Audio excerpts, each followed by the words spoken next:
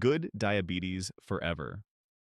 What if I told you that one of the most powerful tools for managing your blood sugar isn't sitting in a prescription bottle, but in something as simple and overlooked as when and how you drink water? I know that sounds almost too simple. You're probably thinking, I've been drinking water my entire life. How could that possibly help my diabetes? Or maybe you're skeptical because you've tried so many things that promised results but never delivered. Supplements that didn't work, diets that felt impossible to maintain, advice that sounded good but didn't translate into better numbers. Stay with me because what I'm about to share has made a genuine, measurable difference for hundreds of my patients. People who are doing everything right and still struggling. My name is Dr. Kent John, and today I'm going to show you exactly how proper hydration timing can improve your insulin sensitivity by up to 40%. These are real people I'm talking about, not hypothetical cases from textbooks. People in their 60s and 70s who take their medications faithfully, never miss a dose, follow meal plans carefully, measure every portion, check their blood sugar multiple times a day, walk every morning, and still their numbers are unpredictable. Still, they feel exhausted. Still, they worry every time they get their A1C results back. The frustration I witness in my practice is real and heartbreaking. These are individuals who've been fighting this battle for years, sometimes decades. They've spent money on special diabetic foods. They've given up foods they genuinely love. They've done everything their doctors ask them to do. And they're tired. Tired of the constant vigilance. Tired of feeling like they're failing, even when they're trying harder than anyone else around them. In my years of practice, I've learned something important. Sometimes the most powerful medical interventions aren't the most complicated ones. Sometimes it's the basics we've completely overlooked that create the biggest measurable differences. Recent studies from major medical research institutions have demonstrated something remarkable. Drinking water at specific times throughout the day can improve your insulin sensitivity by up to 40%. That means your body becomes significantly better at using the insulin it has, whether that's your own naturally produced insulin or insulin from medication. The key isn't just about how much water you drink, it's about when you drink it, how you drink it, and what you add to it. Small strategic changes in timing can create substantial improvements in blood sugar control. Before we go any further, I want to know where in the world are you watching from right now? Drop your country or city in the comments below. I love seeing how far this message travels, and it reminds all of us that managing blood sugar is a universal challenge we're facing together. Now, this isn't about replacing your medication or ignoring your doctor's guidance. This is about giving your body the foundational support it needs to work more efficiently so your medications can do what they're designed to do. Let me start by explaining what's happening inside your body as you age, because understanding this makes everything else make complete sense. After 60, several significant physiological changes occur that make blood sugar control genuinely more challenging, even if you're doing everything right. First, your cells gradually become more resistant to insulin. That means they don't respond as quickly or efficiently when insulin tries to deliver glucose into them for energy. Second, your pancreas doesn't produce insulin as efficiently as it used to. So you're essentially working with less of this absolutely crucial hormone circulating in your system. Third, your kidneys don't filter glucose as effectively, which means excess sugar lingers in your bloodstream longer instead of being eliminated. And here's the part most people, including many healthcare providers, completely miss. Your brain's thirst mechanism becomes significantly less sensitive with age. That last point is absolutely critical. You can be substantially dehydrated, even dangerously dehydrated, without feeling thirsty at all. Your mouth might not feel dry, you might not experience any obvious discomfort, but inside your body at the cellular level, things are going wrong. And even mild dehydration, just 2% below optimal hydration levels, which is barely noticeable to you subjectively, can raise your blood sugar by 10 to 15 points. That's enough to take you from good control to poor control. That's enough to explain those frustrating morning spikes or unexpected afternoon highs that seem to come from absolutely nowhere. Let me tell you about a patient named Gerald. He was 68, and I could see the frustration written across his face before he even sat down in my office. "Doctor," he said, his voice tight with emotion, "I don't understand what I'm doing wrong. I'm eating carefully, measuring everything. I take my metformin exactly as prescribed. I walk 3 miles every single morning. I've completely cut out sugar and white bread. I've done everything you and my other doctors have told me to do." He pulled out a small notebook, completely filled with blood sugar readings. "Look, some mornings it's 145. Other mornings it's 185. Yesterday morning 162. This morning 178. Same breakfast every single day, same steel-cut oatmeal, same measured portion. But the numbers are all over the place, his wife added quietly from beside him. He tries so incredibly hard, but his A1C just keeps creeping up from 7.1 to 7.9. Over the past year, we methodically went through his entire routine. Diet, excellent, medication, timing, perfect, exercise, completely consistent. Everything looked absolutely right on paper. Then I asked what seemed like an almost trivial question. Gerald, walk me through your morning routine from the moment you wake up until breakfast. I get up around 6:30, check my blood sugar immediately, make coffee, drink my coffee while reading the news on my tablet. Then around 7:30, I make my oatmeal and take my medication with a glass of water. When do you drink plain water? I asked. He paused, genuinely confused. When I'm thirsty, I suppose sometimes with my medication pills. Is that wrong? There it was. Gerald went from 6:30 a.m. until 7:30 or even later before drinking any actual water. 8 hours sleeping without fluids, then another full hour awake without hydrating. 9 hours total of progressive dehydration. We made simple strategic changes every single morning. Before his coffee, he drank warm water with a small pinch of sea salt and fresh lemon juice. 15 minutes before lunch and dinner, he drank a glass of room temperature water. He carried a reusable bottle and sipped consistently throughout the day. 2 weeks later, he called my office. His voice sounded completely different, lighter, almost excited.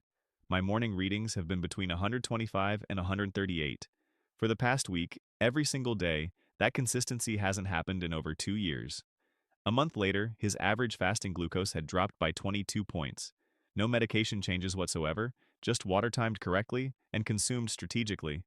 I honestly thought you were a little crazy, he admitted with a genuine smile at his follow-up appointment. Water seemed way too simple to actually matter, but I can't argue with my glucose meter. The numbers absolutely don't lie.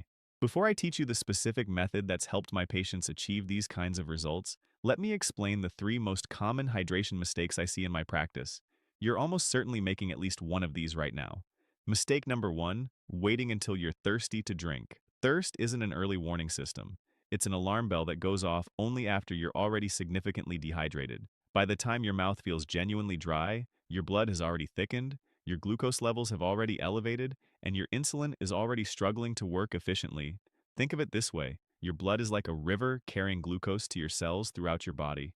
When that river is full and flowing well, glucose moves smoothly to exactly where it needs to go.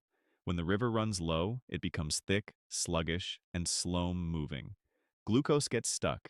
It accumulates in your bloodstream instead of being delivered to cells that desperately need it for energy. Mistake number 2, drinking large amounts all at once. Some people go hours and hours without any water, then suddenly drink a huge glass trying to catch up on hydration. But your body can only absorb approximately 200 to 250 milliliters every 15 minutes. That's about 1 cup.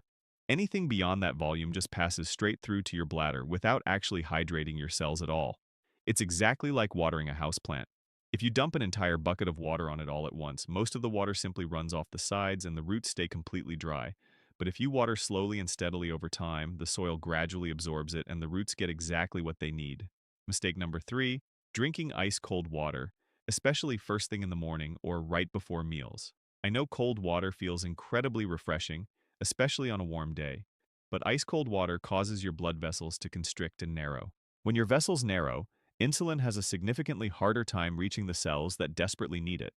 Room temperature or slightly warm water keeps your blood vessels naturally relaxed and dilated, allowing insulin to circulate and work far more efficiently. This is especially critical in the morning and around meal times when your body is actively processing glucose.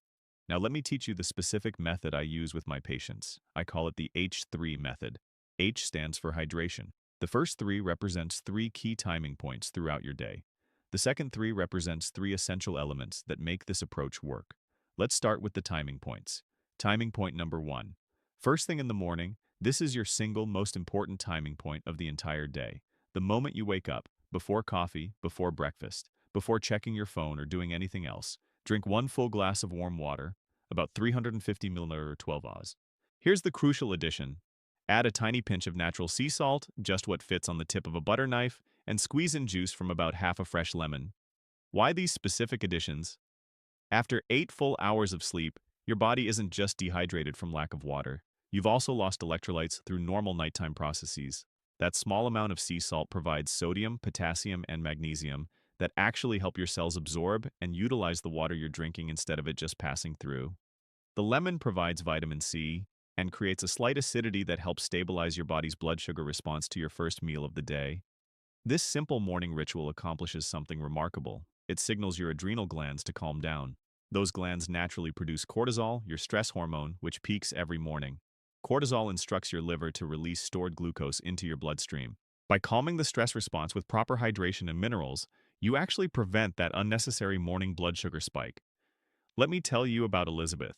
She was 72, had been managing type 2 diabetes for 14 years, and her biggest ongoing frustration was her morning blood sugar. She'd wake up consistently at 165 or 175, even though she'd eaten a careful measured dinner, and her bedtime reading had been perfectly acceptable. We started with just this one single change: warm water with a small pinch of sea salt and fresh lemon juice first thing every morning, at least 20 minutes before her coffee.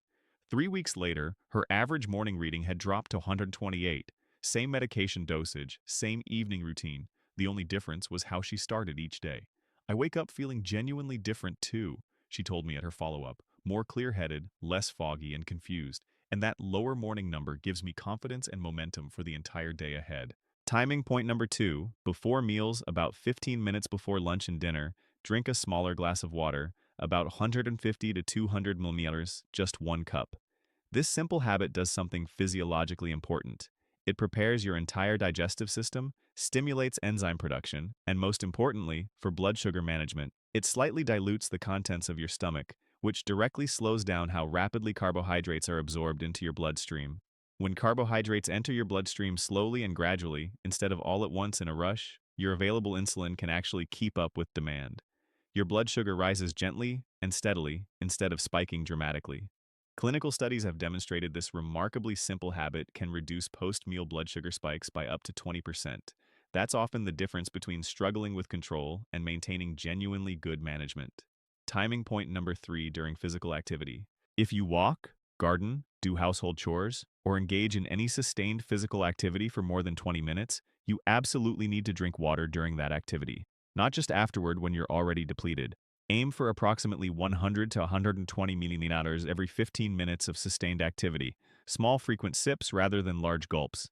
This consistent hydration keeps your blood volume stable and prevents the blood sugar fluctuations that commonly occur with physical exertion in people with diabetes.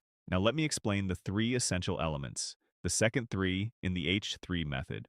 Element number 1, temperature matters. Room temperature or slightly warm water is optimal, especially first thing in the morning and before meals, about 22 to 24 degrees Celsius or roughly 72 to 75 degree UF. Cold water isn't inherently bad, but warm water keeps your blood vessels naturally relaxed and dilated, allowing dramatically better insulin circulation and delivery. It's a seemingly small difference that compounds significantly over time. Element number 2, minerals matter. Pure demineralized water alone isn't sufficient. Your cells require minerals to actually absorb and utilize water effectively. That tiny pinch of sea salt in your morning water provides those essential minerals. Natural sea salt contains sodium, potassium, and magnesium in proper balance. Avoid regular processed table salt. It's been chemically stripped of these vital trace minerals. Choose unrefined sea salt or Himalayan pink salt that still contains the full spectrum of minerals your body genuinely needs. Element number 3, timing. Consistency matters profoundly. Your body absolutely thrives on predictable routine. Drinking water at consistent times every single day helps regulate your entire metabolic system. Morning water at the same time, pre-meal water at regular intervals. This consistency directly helps stabilize blood sugar patterns over time. There's one more addition I consistently recommend for my patients. About 1 hour before bed, drink one final glass of warm water with 200 milliliters of magnesium citrate or magnesium glycinate dissolved into it. Magnesium is absolutely crucial for proper insulin function, and the vast majority of people over 60 are clinically deficient. Taking it before sleep serves a dual purpose. It helps your muscles relax for deeper, more restorative sleep, and it keeps your blood sugar significantly more stable throughout the entire night. Everyone asks me this exact question: "Doctor, precisely how much water should I actually be drinking each day?" Here's a simple practical formula. Take your current body weight in pounds and divide that number by 2. That resulting number in ounces represents your baseline daily water intake requirement. For example, if you weigh 160 lb, you need approximately 80 ounces daily. That's roughly 10 standard cups. If you exercise regularly or spend substantial time in warm weather, add one additional cup for every 20 minutes of physical activity or heat exposure. How do you know if you're drinking enough? Look at your urine color. It should be pale yellow, similar to lemonade, not completely clear, which indicates you're actually overhydrated, and not dark yellow or amber, which signals dehydration. Pale yellow is the optimal target. Here's a practical implementation strategy. Get a reusable water bottle that holds approximately 24 Oz. Fill it completely 3 times throughout the day. Once in the morning, once at midday, once in the afternoon. That's 72 ounces total. Perfect for most adults. Keep that bottle constantly visible on your kitchen counter, on your work desk, in your car. Visual reminders work far better than trying to remember on your own. So, what actually happens when you begin this method? What should you realistically expect? In the first week, you'll probably feel like you're running to the bathroom constantly. This is completely normal and expected. Your body is simply adjusting to proper hydration levels. This settles down significantly by week 2. You should notice your morning blood sugar beginning to stabilize, maybe 10 to 15 points lower on average. Not a dramatic overnight transformation, but consistent, measurable improvement. By weeks 2 to 3, you should experience noticeably more stable energy throughout the entire day. Less of that frustrating afternoon energy crash. Your post-meal blood sugar readings should become substantially more predictable and consistent. By week 4, if you check your A1C, you might see it beginning to trend downward. Not necessarily a huge drop immediately, but clear movement in the right direction. And here's what I hear most often from patients. Doctor, I just feel genuinely better. I can't quite explain it precisely, but I feel more like my old self again. That's what proper hydration creates. It doesn't cure diabetes. It doesn't replace necessary medication, but it helps your body work the way it's actually designed to work. Let me be absolutely clear about something critical. This is not a replacement for proper medical care. If you're currently taking diabetes medication, do not stop. If your doctor has you following a specific management plan, continue following it faithfully. What this hydration method does is support your existing medication, making it work significantly more efficiently within your body. I've had patients who, after 3 consistent months, were able to reduce medication dosages under their doctor's careful supervision, not because water replaced medicine, but because their body's entire metabolic system started functioning more optimally. If you have any degree of kidney disease, talk directly with your physician before substantially increasing water intake. For most people, this approach is completely safe and highly beneficial. Don't forget to subscribe.